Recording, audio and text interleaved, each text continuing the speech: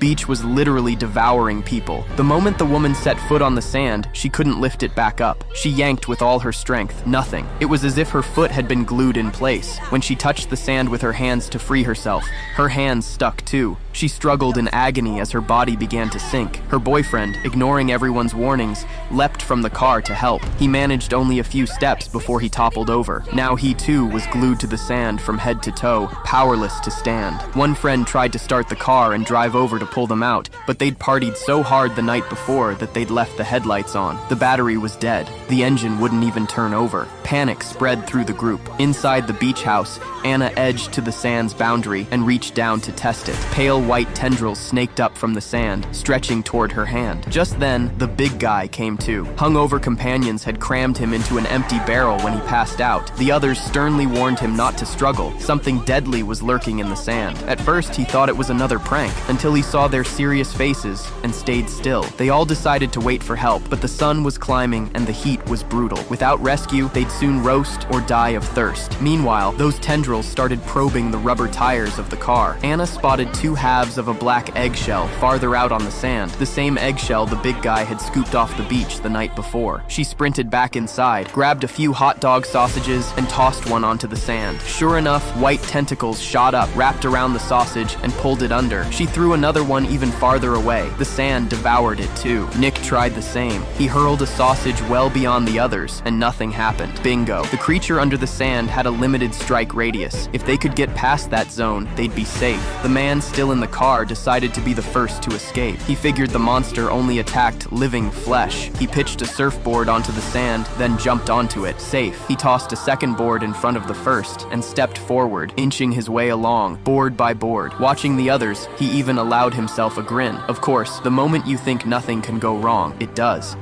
He was nearly at a picnic table when the rear board suddenly slid back. He lunged, bracing his hands on the tabletop, but the board kept sliding, pulling him closer to the sand. Dozens of tendrils erupted, reaching for him, ready to drag him under.